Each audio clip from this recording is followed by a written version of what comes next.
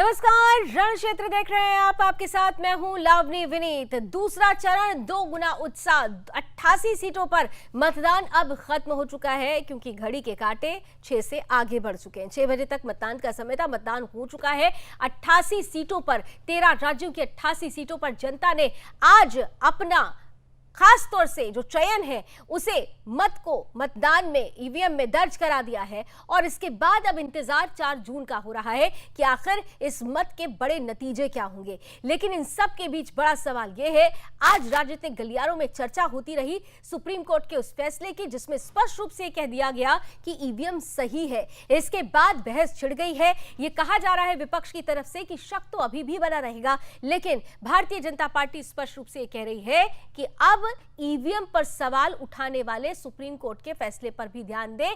Fair and free election he EVM से संभव है। इन सब के बीच आज मतदान की हम बात करेंगे रण क्षेत्र में कि किस तरीके से लोगों में उत्साह दिखा सुबह से लेकर शाम तक। हालांकि सुबह थोड़ी सी रफ्तार धीमी थी, लेकिन जैसे जैसे समय बढ़ता गया वैसे वैसे रफ्तार भी बढ़ती गई मतदान की। आज लोगों ने बढ़ चढ़कर लोकतंत्र के इस महापर्व में हिस्सा लिया है। अलग अलग राज्यों की क्या स्थिति रही, हम ग्राउंड जीरो से समझने की कोशिश करेंगे। आज कुछ ही देर में मेरे साथ मेरे सारे सहयोगी जुड़ेंगे, उनसे आज के हालात का जायजा लेंगे। उससे पहले क्योंकि 6 बज चुके हैं इसलिए 6 PM 6 हाइलाइट्स क्या रही आज की, आइए जरा एक नजर डाल लेते हैं। 6 PM 6 हाइलाइट्स में आज दिन भर मतदान का उत्साह हमने देखा। 13 राज्यों की 88 सीटों पर कोई भी ऐसा नहीं था जो इस लोकतंत्र के महापर्व में उत्साह के साथ भाग लेता हुआ नजर ना आया हो। वो चाहे दूल्हे राजा हो या फिर सजी धजी दुल्हन हो, वो चाहे बुजुर्ग हो या फिर हॉस्पिटल से सीधे पहुंची हुई कोई बुजुर्ग महिला हो, हर किसी ने आज मतदान में अपना उत्साह दिखाया है। प्रधानमंत्री नरेंद्र मोदी ने आज सुबह ही सबसे पहले ये अपील की थी कि पहले मतदान फिर जलपान, क्योंकि ये देश की सेहत के लिए सबसे महत्वपूर्ण है। दूसरा हाईलाइट आपके सामने है पश्चिम बंगाल में, जहां पहले चरण में भी हिंसा की तस्वीरें सामने आई थी, आज दूसरे चरण में भी बैलेट पर खून के छींटे इसलिए दिखाई दिए क्योंकि यहां पर हिंसा हुई, पोलिंग एजेंट की पिटाई की गई। खबर आती है कि सर फट गया पोलिंग एजेंट का। बीजेपी साफ तौर पर यह आरोप लगाती हुई नजर आती है कि यह सब कुछ टीएमसी के कार्यकर्ताओं ने किया। उधर टीएमसी ने कहा कि यह भारतीय जनता पार्टी के गुंडों की तरफ से किया गया, लेकिन इन सब के बीच जांच की मांग की गई है, जांच इस पर हो रही है। तीसरी तस्वीर 6 PM 6 हाइलाइट्स की सबसे महत्वपूर्ण तस्वीर उस वक्त सामने आई जब सुबह सुबह हमने देखा कि वोटिंग प्रक्रिया में देश के नामदार वोटर नजर आए हैं। आम क्या खास, आज सब ने लोकतंत्र के इस महापर्व में बढ़ चढ़कर हिस्सा लिया है। बड़े चेहरे भी चुनावी मैदान में ताल तो ठोक रहे थे, लेकिन इसी चुनावी मैदान में अपने जिम्मेदारी का निर्वहन करते हुए भी नजर आए। बाकायदा उन्होंने लाइन में लगकर अपने इस अधिकार का इस्तेमाल किया, बड़ा मैसेज भी बाद में देते हुए नजर आए। इसके अलावा 6 PM 6 हाइलाइट्स में अगर हम बात करें तो आज की एक और महत्वपूर्ण तस्वीर सामने आई जब वो तस्वीरें हमने देश के सामने रखी जो कि फर्जी वोटिंग का आधार बनती हैं। बुरके में वोटिंग फिर से शुरू हुई। बुरकाधारी हरिगढ़ से कुछ तस्वीरें आई जहां पर बिना चेकिंग के बुरकाधारी महिलाएं वोटिंग करने पहुंच रही थी, चेकिंग नहीं हो रही थी और फर्जी मतदान को लेकर रोक लगाने की बात कही गई थी कि बुरके की आड़ में कई बार फर्जी मतदान होता है। जब हमने इस खबर को दिखाया तो खबर का बड़ा असर यह हुआ कि चेकिंग अभियान शुरू होता है।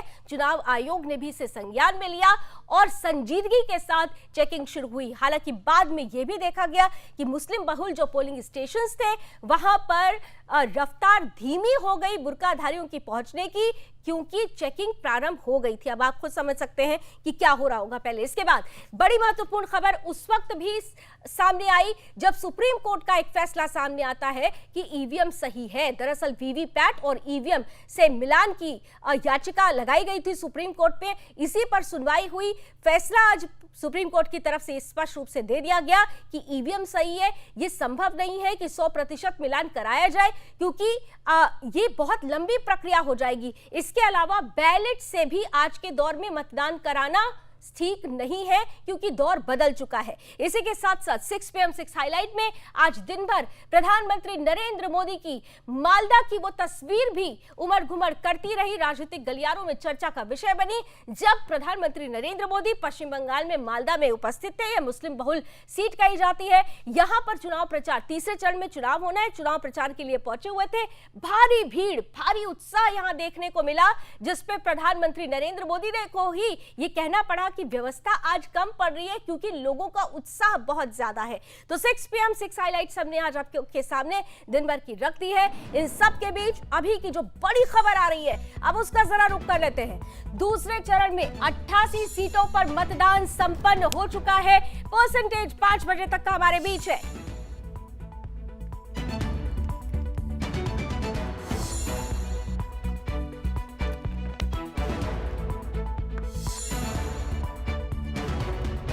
तो 5 बजे तक जो वोटिंग प्रतिशत सामने आया है उसके अनुसार दूसरे चरण में 88 सीटों पर मतदान संपन्न हो चुका है। 5 बजे तक की वोटिंग परसेंटेज हमारे सामने है। उत्तर प्रदेश में 5 बजे तक 52.6% वोटिंग दर्ज की गई, तो वहीं राजस्थान में 5 बजे तक 59.19% वोटिंग का स्टेटस रहा है। वहीं महाराष्ट्र में 5 बजे तक 53.51% वोटिंग दर्ज की गई। मध्य प्रदेश में 5 बजे तक के आंकड़े 54.83 के रहे। और इसी के साथ साथ छत्तीसगढ़ की बात अगर करें तो 5 बजे तक 72.13% मतदान की प्रक्रिया में दर्ज किए गए हैं मत जो है। बिहार की भी आपने तस्वीर देखी। पश्चिम बंगाल में 5 बजे तक 71.84% वोटिंग हुई। वहीं पूर्वोत्तर में असम में 5 बजे तक 70.6% वोटिंग का आंकड़ा दर्ज किया गया। त्रिपुरा में 5 बजे तक 76.80% मतदान का प्रतिशत दर्ज किया गया है। मणिपुर की बात कर ले तो यहाँ पर 76.05। वहीं कर्नाटक में 5 बजे तक 63.90% वोटिंग दर्ज की गई। केरल में जहां पर पूरी की पूरी 20 सीटों पर मतदान हो रहे थे, 63.97% यहां पर मतदान दर्ज किया गया है। जम्मू कश्मीर की एक सीट पर वोटिंग हो रही थी, 5 बजे का आंकड़ा आपने देख लिया। कुल मिलाकर 13 राज्यों की 88 सीटों पर मतदान की जो रफ्तार थी 5 बजे तक की, उसके आंकड़े हमने आपके सामने रखे हैं। कुछ ही देर में चुनाव आयोग की जब प्रेस कॉन्फ्रेंस होगी तो हमें स्पष्ट रूप से वो तस्वीर सामने आ जाएगी कि आखिरकार 6 बजे तक जो ऑल इन ऑल मतदान का प्रतिशत है वो कितना रहा है। हालांकि अगर हम स्टेट वाइज इन तस्वीरों को देखें तो इतना जरूर कह सकते हैं कि पहले चरण की तुलना में इस बार दूसरे चरण में कुछ खासी अंदाज में लोग नजर आए हैं। हाल सुबह थोड़ा सा मतदान की जो प्रक्रिया थी वो रफ्तार धीमी जरूर नजर आई, लेकिन जैसे जैसे धूप खत्म होती है, शाम आते आते ये आंकड़ा बढ़ता है। 5 बजे तक जो वोटिंग प्रतिशत है वो हमने आपके सामने रख दिया है। आगे की तस्वीर हम आपके सामने रखते रहेंगे। तो रण क्षेत्र में आज हम बात कर रहे हैं कि आखिर देश के 13 राज्यों की 88 सीटों की सेहत चुनावी लिहाज से दूसरे चरण में क्या रही। आज हम ये देखते हैं कि दूसरे चरण में उत्साह थोड़ा दोगुना बढ़ा है। कितनी तस्वीर स्पष्ट होगी ये हम थोड़ी देर में और जानेंगे ग्राउंड जीरो से अपने रिपोर्टर से। लेकिन चंद तस्वीरें हमने समेटने की कोशिश की है आपके समक्ष रखने के लिए। जो दिन भर चुनावी प्रक्रिया चलती रही उसमें उत्साह हम क्यों कह रहे हैं कि आज दोगुना उत्साह रहा। ये जरा कुछ तस्वीरें लेकर आते हैं। तस्वीरें देखिए और स्पष्ट रूप से इन तस्वीरों को देख के लग रहा है कि लोगों में उत्साह नजर आया है। कहीं पर दूल्हा दुल्हन पहुंचे, छत्तीसगढ़ की ये तस्वीरें थी।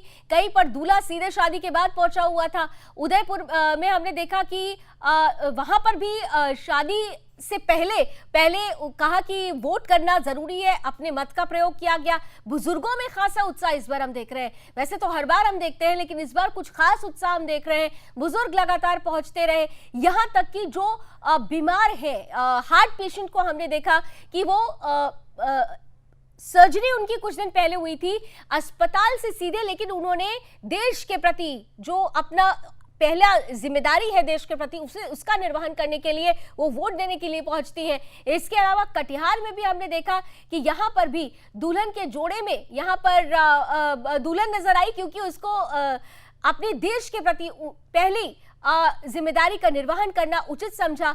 इसके साथ ही साथ हमने ये भी देखा कि किस तरीके से लंबी लंबी लाइनें पूर्वोत्तर में भी दिखाई दी हैं। साउथ में भी कुछ ऐसा ही नजारा रहा। कुल मिलाकर जो तस्वीरें आप देख रहे हैं, जनता में खासा उत्साह रहा। व्हील चेयर पर भी लोग दिखाई दिए। मतलब शारीरिक कष्ट को दूर रखा और देश के प्रति जो अपनी जिम्मेदारी है उसका निर्वहन करते हुए आज संपूर्ण देश नजर आया। यही तो बात कही जा रही थी कि देश में जनता की उदासीनता का बहुत बड़ा असर पड़ता है आने वाले भविष्य पर। इसलिए जरूरी है कि 100% मतदान हो। प्रधानमंत्री ने जो अपील की उसका एक बड़ा असर आज ये देखा गया कि देश की जनता बढ़ चढ़कर सामने आई है, आज अपने मताधिकार का प्रयोग करते हुए नजर आई है। अब इसका जो उन्होंने अपने लिए जो भविष्य चुना है उसका नतीजा क्या है, परिणाम क्या है, इसके लिए तो 4 जून का इंतजार करना होगा। लेकिन इतना जरूर है कि जिस तरीके से आज के चरण में उत्साह नजर आया है उसका एक बड़ा असर आने वाले 5 चरणों में भी नजर आने वाला है। तो ये तस्वीरें मतदान में उत्साह को दिखाती हुई हम आपके सामने रख रहे हैं। इसके अलावा कुछ और तस्वीरें, जरा सीधे उन तस्वीरों की तरफ चलते हैं। ये जो 8 तस्वीरें इस वक्त आप टीवी स्क्रीन पर देख रहे हैं, ये वो बड़े चेहरे हैं, हाई प्रोफाइल चेहरे कहे जाते हैं। इनमें से कुछ की चुनावी साख दांव पर लगी हुई क्योंकि वो खुद चुनावी मैदान में थे, जैसे कोटा से ओम बिरला जी, लेकिन अपने मत का प्रयोग करते हुए वो सबसे पहले नजर आए थे। और इसके बाद उन्होंने देश की जनता से अपील भी की थी कि अगर विकसित भारत का सपना आपने बुना हुआ है तो उस सपने के लिए जरूरी है कि आप उसके लिए एक आधार तैयार करें, इसलिए वोट जरूर दें। इसके अलावा हमने देखा अशोक गहलोत साहब हो या पप्पू यादव हो या फिर शशि थरूर हो, यानी कि राजस्थान से लेकर बिहार के पूर्णिया से लेकर केरल के तिरुवनंतपुरम की हम बात कर ले, कोटा में हम ओम बिरला की बात कर रहे हैं, निर्मला सीतारमन की बात की जाए या फिर वैभव गहलोत की बात की जाए, वसुंधरा राजे और गुलाब चंद कटारिया, ये वो बड़े चेहरे हैं जिन्होंने आज अपने मत का न केवल प्रयोग किया, इस्तेमाल किया, बल्कि देश के प्रति अपनी जिम्मेदारी का निर्वहन देश की संपूर्ण जनता करे, इसकी अपील करते हुए भी नजर आए।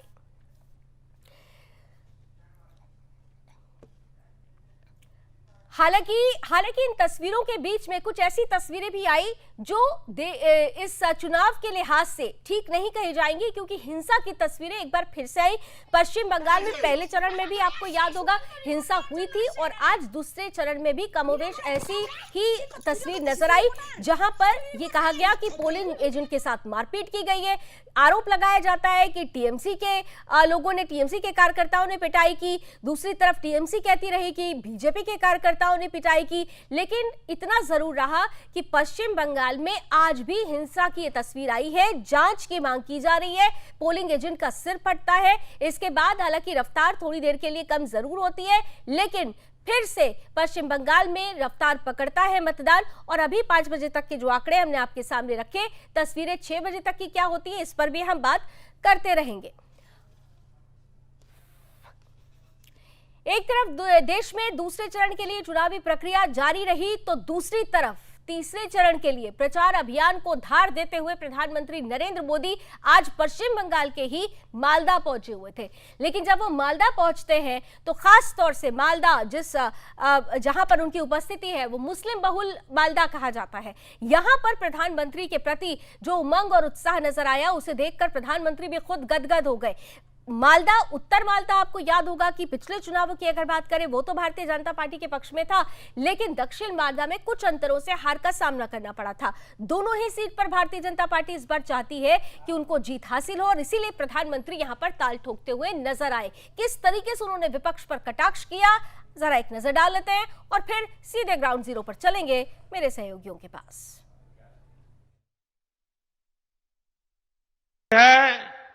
तो गाड़ी छीन लो। कोई थोड़ा भी सामर्थ्यवान है तो उसका अपहरण करवा लो। यही जंगल राज के दिनों का हाल था। यही आरजेडी और कांग्रेस के शासन का तरीका था। नीतीश जी ने और बीजेपी के लोगों ने और एनडीए के सब साथियों ने बड़ी मेहनत करके बिहार को उस जंगल राज से बाहर निकाला है। अब एनडीए की सरकार मिलकर प्रयास कर रही है कि हर लाभार्थी के दरवाजे पर पहुंचे, उन्हें अपनी योजनाओं से जोड़े। तो प्रधानमंत्री नरेंद्र मोदी पश्चिम बंगाल में ममता सरकार को घेरते हुए नजर आए। हालांकि इस बीच जो लोगों का उत्साह था उसे देखकर उन्होंने कहा भी कि आज मैं देखकर ही बहुत हैरान हूं कि आज तो हमारी व्यवस्था भी कम पड़ रही है, क्योंकि लोगों में उत्साह है और ये उत्साह बताता है कि किस तरह से बंगाल की जनता अब भारतीय जनता पार्टी में ही अपना विश्वास दर्ज कराने वाली है। इन तस्वीरों को देखकर टीएमसी भी जरूर समझ जाएगी कि हवा का रुख किधर जा रहा है। बहरहाल इसका कितना असर होगा ये तो चुनावी परिणाम में पता चलेगा, लेकिन अगर हम आज के दूसरे चरण की बात करें तो ग्राउंड जीरो से मेरे सहयोगी इस वक्त सीधे जुड़ रहे हैं, आपकी टीवी स्क्रीन पर आ चुके हैं। मध्य प्रदेश से ब्यूरो चीफ रामस्वरूप शर्मा जी हैं, राजस्थान से ब्यूरो चीफ नतांश हमारे साथ जुड़े हुए हैं, महाराष्ट्र से हमारे साथ स्नेहल जोशी जुड़ी हुई हैं, इसके अलावा बिहार ब्यूरो चीफ आप देख पा रहे हैं अंजलि पांडे हमारे साथ हैं, और योगेश मिश्रा छत्तीसगढ़ ब्यूरो चीफ है। इसके अलावा हमारे साथ और सहयोगी जुड़ेंगे। इन सभी से ग्राउंड जीरो की तस्वीर समझेंगे। आज दूसरे चरण की सेहत, उसके हालात क्या रहे इसे समझेंगे, और दूसरा चरण दोगुना उत्साह। चलिए सीधे जरा ग्राउंड जीरो पर अब चलेंगे। स्क्रीन पर लेके आइए मेरे सहयोगियों को, एक एक करके जरा जानकारी लेते हैं। सबसे पहले मैं देख पा रही हूँ मध्य प्रदेश ही चलते हैं। रामस्वरूप शर्मा जी आपके पास आ रही हूँ। मध्य प्रदेश की 6 सीटें और बड़ी ही महत्वपूर्ण सीटें हमने अभी दिखाया कि किस तरीके से यहाँ पर न केवल हाई प्रोफाइल चेहरे अपने मत का प्रयोग करते हुए नजर आए, संदेश देते हुए नजर आए, बल्कि वो खुद चुनावी मैदान में भी हैं। मध्य प्रदेश की आज चुनावी चरण की सेहत क्या कहती है? बिल्कुल, आज मध्य प्रदेश में केंद्रीय गृह मंत्री अमित शाह का भी बेहद खास दौरा था। सबसे पहले हमारे दर्शकों को मैं बता दूं, गुना में उन्होंने एक बहुत बड़ी चुनावी सभा को संबोधित किया ज्योतिरादित्य सिंधिया के पक्ष में, और दिग्विजय सिंह और कांग्रेस के ऊपर कई सारे सवाल डाले, कई हमले किए।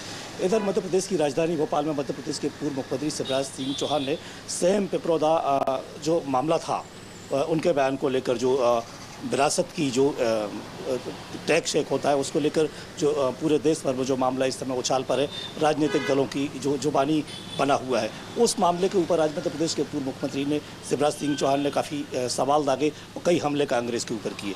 इधर मध्य प्रदेश की 6 सीटों पर आज मतदान हुआ, जहाँ सबसे ज़्यादा मतदान जो है वो देखने में होशंगाबाद में आया। यहाँ संजय शर्मा कांग्रेस की ओर से प्रत्याशी हैं, भारतीय जनता पार्टी के दर्शन सिंह पहली बार यहाँ से पहली पारी खेल रहे हैं होशंगाबाद से। सबसे ज़्यादा रिकॉर्ड मतदान 63% यहीं से हुआ है। मध्य प्रदेश के भारतीय जनता पार्टी के प्रदेश अध्यक्ष बीडी शर्मा खजुराहो से प्रत्याशी है, इनके सामने गठबंधन के आरबी प्रजापति थे। यहाँ से मतदान का प्रतिशत सतना की अपेक्षा 52% कम रहा हुआ, 55% सतना में रहा। तो ओवरऑल अगर कहा जाए तो मध्य प्रदेश में कुल 54.83% मतदान रहा, और अपने आप में ये मतदान अगर 5 बजे तक ये मतदान के आंकड़े 54% से कुछ ऊपर 53.83% है, तो ये कम आंकड़े माने जा रहे हैं। तुलना में अगर दूसरे चरण को आप देखें तो उत्साह क्या ज्यादा नजर आया या कम नजर आया, किस तरह से कंपेयर करेंगे पहले चरण की तुलना में? जी बिल्कुल, आपको राजनीतिक नब्ज पता है मध्य प्रदेश की, आप जानती हैं इस बात को। मुझे लेकिन बहुत ज़्यादा लगता नहीं है कि कोई बहुत बड़ा फ़र्क देखने में आया है। ये सीटों का अपना फैक्टर हो सकता है, जिन सीटों पर मतदान ज़्यादा हुआ है उसके कारण थोड़ा सा परसेंटेज बढ़ा हुआ लग रहा है, इसलिए हमें ये लगता है कि मतदान प्रतिशत में कुछ उछाल आया है। लेकिन बहुत ज़्यादा हम अगर तुलना करें पहले चरण और दूसरे चरण में तो कुछ खास मुझे होता हुआ दिखाई नहीं दिया। हालांकि प्रधानमंत्री के बाद जिस तरह से तेवर अभी बदले हैं, जिस तरह से केंद्रीय गृह मंत्री ने आज गुना में सभा को संबोधित करके देश के मतदाताओं को संबोधित किया, गुना के मंच से पूरे देश को उन्होंने संबोधित किया है केंद्रीय गृह मंत्री ने, निश्चित रूप से उस चीज़ का असर हुआ है। बंगाल का भी जैसे अभी आपने कुछ देर पहले बताया, प्रधानमंत्री नरेंद्र मोदी ने वहाँ जो केंद्र सरकार की जो जन कल्याणकारी योजनाएं हैं उनका उल्लेख किया है। कांग्रेस के मैनिफेस्टो के ऊपर भारतीय जनता पार्टी जितनी हमलावर है उतनी ही वो अपनी योजनाओं को लेकर जनता के बीच पहुँच रही हैं, तो इससे थोड़ा सा फर्क पड़ता हुआ मुझे दिखाई दे रहा है। हालांकि मध्य प्रदेश में मतदाताओं में काफ़ी रुचि देखने में आई, जैसे कि आपने कुछ देर पहले बताया कि बहुत सारी जो दुल्हनें हैं वो दुल्हन के बेस में, दूल्हों के बेस में जाके लोगों ने, हार्ट पेशेंट ने जाके कहीं दूसरे राज्यों में मतदान किया है। तो निश्चित रूप से मतदाताओं में मतदान को लेकर एक उमंग और जोश का माहौल तो कहीं ना कहीं दिखाई दिया है, लेकिन बहुत ज़्यादा कुछ फर्क पड़ेगा ऐसा अभी हम साफ नहीं करेंगे। हालांकि 6 बजे के बाद जो स्पष्ट आंकड़े आएंगे उसके बाद स्थिति और ज़्यादा साफ हो जाएगी। स्थिति 6 बजे के बाद और ज़्यादा स्पष्ट हो जाएगी। हालांकि अगर 2019 की बात करें तो 6 की 6 सीटें भारतीय जनता पार्टी के खाते में आई थी। अब इस बार क्या होगा, 4 जून का इंतजार कर लेते हैं। चलिए मध्य प्रदेश से निकल निकल के अब जरा राजस्थान की तरफ चलते हैं। नतांश ब्यूरो चीफ हमारे साथ जुड़े हुए हैं लगातार। नतांश पटेल हमें एक एक का जानकारी सुबह से दे रहे थे। नतांश, बड़ी हॉट जो कहना चाहिए सीट्स थी आज राजस्थान में, और जो मौसम है वो भी बड़ा हॉट रहा, लेकिन इस मौसम का क्या कोई असर पड़ा मतदान के प्रतिशत पर? पहले चरण की तुलना में अगर आज की बात करूं, ओवरऑल आज का चुनावी चरण की जो हेल्थ रिपोर्ट है वो क्या कहती है? जी हाँ, मैं आपको बताना चाहूंगा कि जिस तरीके से पहले चरण के चुनाव में जो वोटिंग परसेंटेज कम हो गया था, उतना ही उत्साह उसको वापस चेंज करते हुए यहाँ पर काफी ज्यादा उत्साह वोटर्स में देखने को मिला। और इसमें एक खास आंकड़ा आपको बताना चाहूंगा कि सबसे ज्यादा अभी तक यहाँ पर वोटिंग परसेंटेज अगर 5 बजे तक की बात की जाए तो राजस्थान के बांसवाड़ा में दर्ज हुआ है। और बांसवाड़ा ही वही जगह है जहां पर पीएम मोदी ने यह बयान दिया था कि अगर कांग्रेस यहाँ पर गवर्नमेंट में आ जाती है तो आपकी संपत्ति डिस्ट्रीब्यूट हो जाएगी मुस्लिम्स के बीच में। तो ये देखने वाली एक इंटरेस्टिंग फैक्ट है कि किस तरीके से उस पर्टिकुलर एरिया में यहाँ वोटिंग परसेंटेज में इजाफा देखने को मिला। वहीं आपको बताना चाहूंगा कि बाड़मेर, जहां पर त्रिकोणीय मुकाबला देखने को मिल रहा है, रविंद्र सिंह भाटी जो निर्दलीय विधायक है, उमेदवार राम बानीवाल जो आरएलपी छोड़ के कांग्रेस से आए और कांग्रेस के उम्मीदवार बने, वहीं बीजेपी के कैलाश चौधरी, इन तीनों के बीच में त्रिकोणीय मुकाबला देखने को मिल रहा है। हॉट सीट बनी हुई थी और इसी के चलते यहाँ पर ये त्रिकोणीय मुकाबला है और वोटिंग परसेंटेज में भी एकाएक इजाफा देखने को मिला। करीब 68% के आसपास यहाँ वोटिंग परसेंटेज 5 बजे तक दर्ज किया गया। वहीं मैं आपको बताना चाहूंगा कि जो पहले के आंकड़े हैं तब 57% ही फर्स्ट फेज में यहाँ पर वोटिंग हुई थी और अभी यहाँ पर करीब 68% के आसपास एक पर्टिकुलर सीट से हो गई है वोटिंग। तो आप देख सकते हैं किस तरीके से एक ड्रास्टिक चेंज आया है यहाँ पर। यानी प्रधानमंत्री नरेंद्र मोदी के जो तीखे तेवर थे, प्रधानमंत्री नरेंद्र मोदी ने जो तीखे तेवर दिखाए थे, जो आरोप प्रत्यारोप का दौर शुरू हुआ था, जिस तरीके से उन्होंने हमला किया था, क्या उसका एक इम्पैक्ट इसे माना जाए?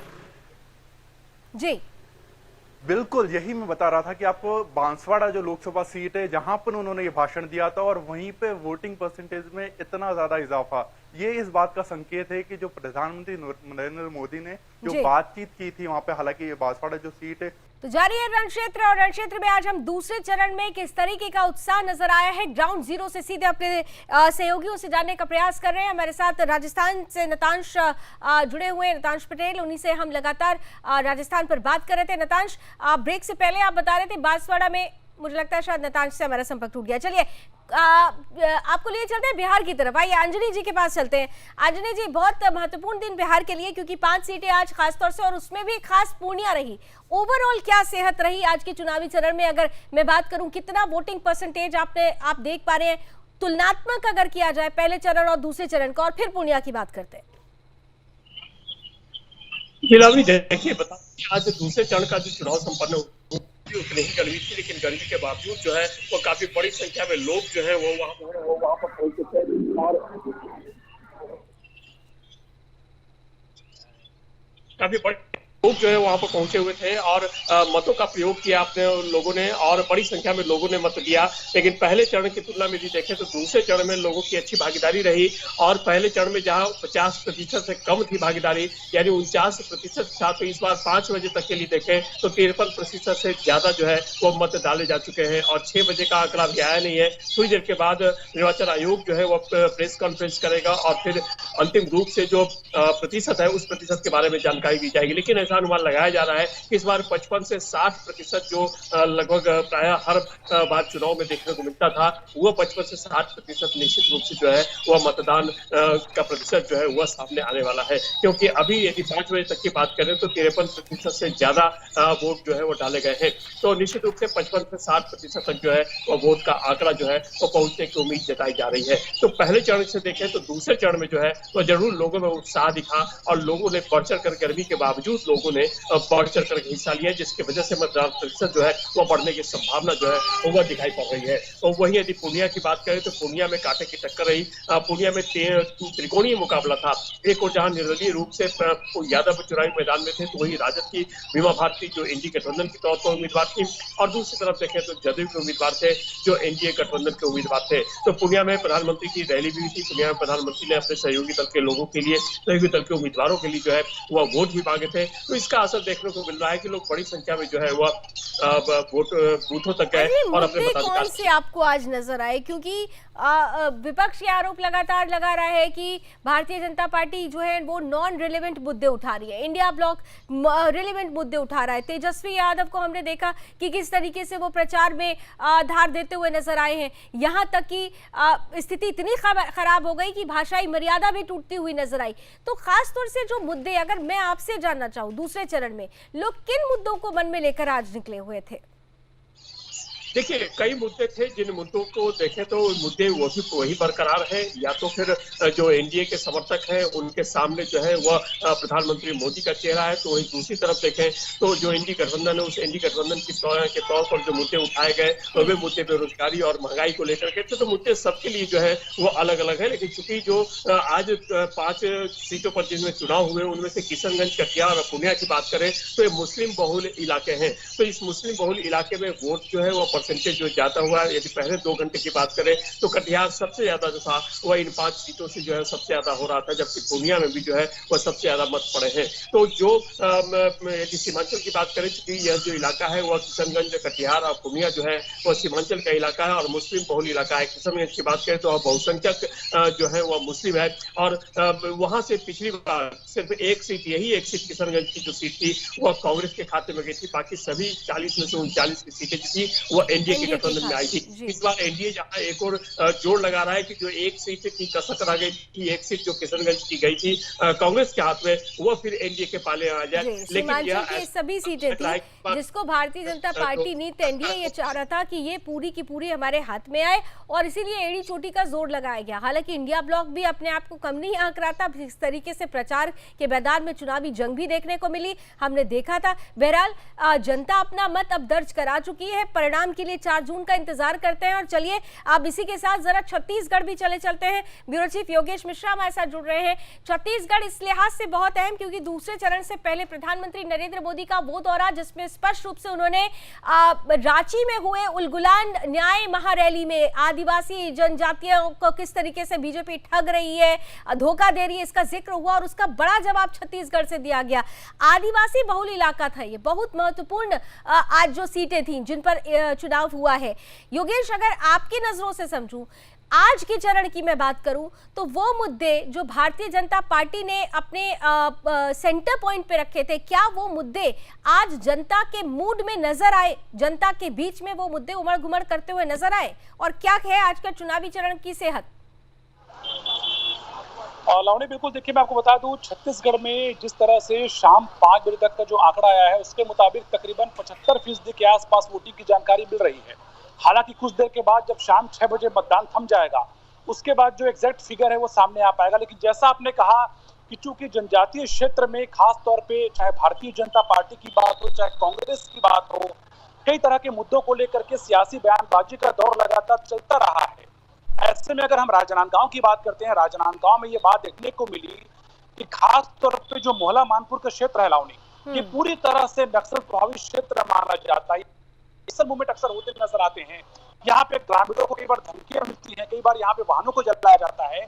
उसके बाद भी इस आदिवासी बहुल क्षेत्र में आज सुबह से ही जो वोटर्स थे उनका उत्साह लगातार दिखा और जब जो दोपहर 1 बजे जो आंकड़ा सामने आया था तकरीबन 42% वोटिंग मोहला मानपुर क्षेत्र सामने आई थी, जो पूरे 24 विधानसभा क्षेत्रों में सबसे ज्यादा थी। तो चाहे वो कांकेर की बात हो, कांकेर में हमने देखा है कि जिस तरह से हाल फिलहाल में 29 नक्सलियों का एनकाउंटर जब हुआ था जवानों के द्वारा, तो इस दौरान भी लगातार जो सुरक्षा बल के जवानों को लेकर के जिस तरह की बात सामने आती थी, या भारतीय जनता पार्टी की यहाँ जो फिलहाल सरकार है छत्तीसगढ़ में, ये बार बार ये कहती थी कि अनुसूचित जनजाति क्षेत्र में खास तौर पर नक्सलवाद का खात्मा करना हमारा पहला विषय है।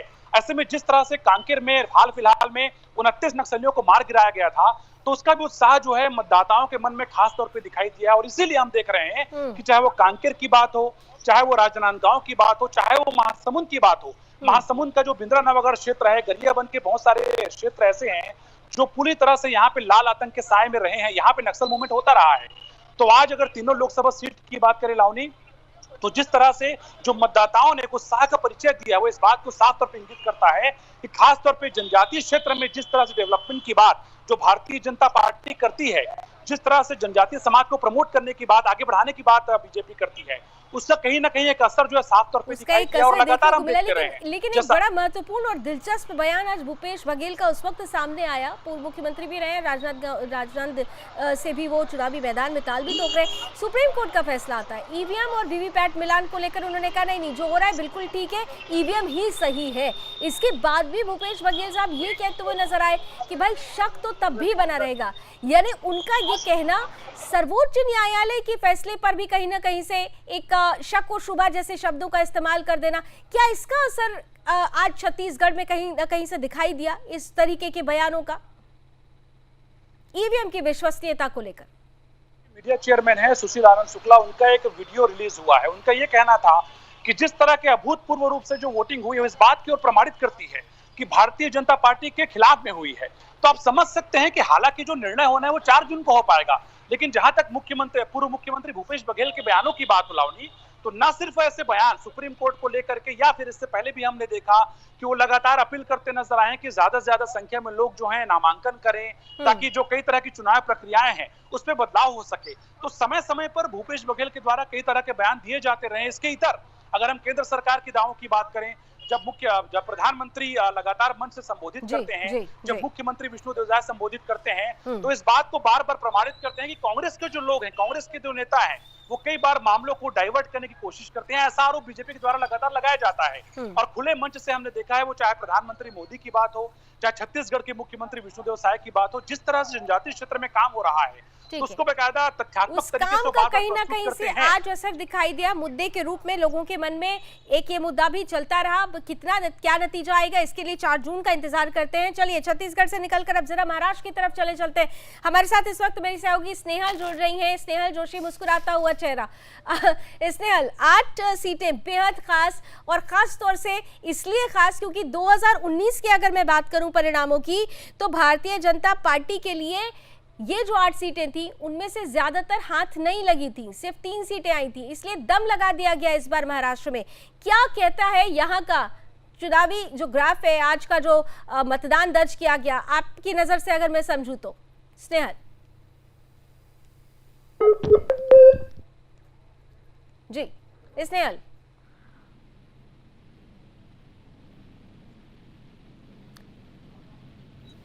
स्नेहल आपकी ऑडियो, हाँ जी बोलिए बोलिए, आ गई आवाज, आ गई, बोलिए। लास्ट में आपने 2 शब्द जो कहे थे क्या कहा था वो नहीं समझ में आया। मैं पूछना चाह रही हूँ आज का क्या चुनावी हाल रहा, दूसरे चरण का क्या हाल देख पाई आप? पहले चरण की तुलना में दूसरे चरण में क्या ज्यादा उत्साह नजर आया या फिर उदासीनता नजर आई महाराष्ट्र के लिहाज से अगर मैं बात करूँ तो? नहीं, 5 बजे तक हमने जो आंकड़ा सामने आया है कि 53 जो मतदाताओं ने अपना दान किया है, लेकिन ज्यादा से ज्यादा पिछले जो पहले चरण का मतदान हुआ है उतना ही ये मतदान जाने वाला है। और पूरी तरह से हम देखते हैं तो उदासीनता नहीं कहेंगे, लेकिन पूर्ण तरीके से महाराष्ट्र जी। स्नेहल में दोबारा नजर आ रहे हैं। जी जी बोलिए बोलिए बोलिए बोलिए। हाँ, महाराष्ट्र की राजनीति में जो महाराष्ट्र की प्रॉपर राजनीति है, तो उस राजनीति का असर जो है वो लोकसभा चुनाव के ऊपर होते हुए नजर आ रहा है। लोगों में महाराष्ट्र की राजनीति को लेकर जो हमने जो विशेषज्ञ है राजनीतिज्ञ, उनसे साथ बात करने के बाद ही ये बात सामने जो है वो प्रखरता से समझ में आ रही है कि जो तरीके से खिचड़ी वाला महाराष्ट्र है, क्योंकि जो नए युग जो इस समय के जो युवा है वो युवा भी जो है वो सेंटर तक नहीं जा रहे हैं। कई लोगों ने कई जगह पर मतदान को जो है वो कार्ड जो है वही नहीं निकाला है ताकि मतदान केंद्र पर जाके वो मतदान ना कर सके। तो एक उदासीनता भी नजर आ रही है। साथ में महाराष्ट्र की खिचड़ी जिस तरीके से बनी हुई सरकारें हैं एक दूसरे के साथ, जो बड़ी 2 पार्टियां वो पार्टियां अब 4 पार्टियां बन गई है, तो वही वंचित जैसी पार्टियां भी अब कई जगह पर अपने कैंडिडेट खड़ी करते हुए, तो सबसे महत्वपूर्ण अगर महाराष्ट्र की बात करते हैं तो 8 में से 5 जगह पर तिरंगी जो लड़त है, तिहेरी लड़त है, और वो भी बहुत ज्यादा महत्वपूर्ण जो है वो मतदाताओं को लग रही है कि तीनों में से जो काम करने वाले अगर 2 कैंडिडेट है और एक कैंडिडेट को अगर छोड़ना है, 2 कैंडिडेट को छोड़ना है और किसी एक को पकड़ना है, तो ऐसे में संभ्रम मनस्थिति भी जो है वो जी। लोगों में थोड़ा दिख सा रही है। कंफ्यूजन जनता का जरूर था साफ जनता कहना में, है- ठीक है, थोड़ा सा कंफ्यूजन रहा आप जनता कह का रही हैं साफ और इसी कहना वजह से है थोड़ा कि उदासीनता दिखी। सत्ताधारी- जी जी जी, लेकिन इतना जरूर है, जनता- हाँ पूरा कर लीजिए जल्दी से, चलिए 20 सेकंड में पूरा कर लीजिए। जनता का कहना है कि आप नेताओं कहीं कुछ भी करो कि यही मेरा चिन्ह है, यही मेरी पार्टी है, लेकिन जनता का कहना कि हमारा भी ध्यान आपकी ओर है कि आप क्या कर रहे हैं। तो चलिए। उसका ये चेतावनी, एक नजरिया ठीक इस है, तरीके से चेतावनी देखना है चाहिए। आगे के चरणों के लिए, राजनीतिक पार्टियों को इसे जरा ध्यान से देखना होगा। चलिए पश्चिम बंगाल से संगीता झा हमारे साथ जुड़ी हुई हैं, ब्यूरो चीफ है। संगीता, पहले चरण में तो बंगाल ने ऐसी तस्वीर प्रस्तुत की थी जिस पर खूब चर्चा हुई, सबसे ज्यादा वोटिंग परसेंटेज दर्ज किया गया था, जबकि हिंसा उस वक्त भी हुई थी। आज भी हिंसा का दौर हमने देखा। परसेंटेज के लिहाज से, मतदान के लिहाज से क्या कहता है आज का चुनावी हाल, चुनावी चरण में ये सेहत क्या कहती है पश्चिम बंगाल की? देखिए, अगर परसेंटेज की अगर हम बात करें तो परसेंटेज के हिसाब से जो लास्ट अपडेट है उसके हिसाब से 70% से ज़्यादा का मतदान हुआ है। और अभी देखिए कि आगे जो हो सकता है कि और बढ़ भी सकता है, हम आगे जो देखेंगे। जी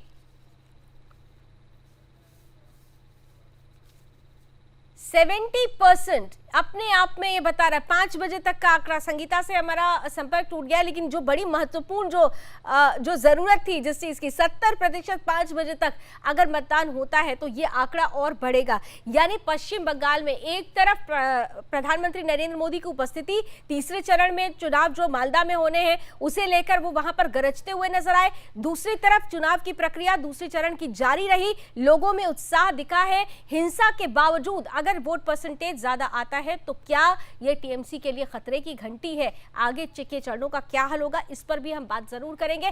फिलहाल आप सभी हमारे साथ जुड़े, आपका बहुत बहुत धन्यवाद। और इसी तरह हर चरण में आपके समक्ष हमारे रिपोर्टर्स ग्राउंड जीरो से जुड़ते रहेंगे। दिन भर हम इस खास कवरेज को लेकर आपके बीच आते रहेंगे। फिलहाल आज के रण क्षेत्र में मेरे साथ बस इतना ही। देश और दुनिया की तमाम खबरों के लिए आप जुड़े रहिए सुदर्शन न्यूज के साथ। जय हिंद।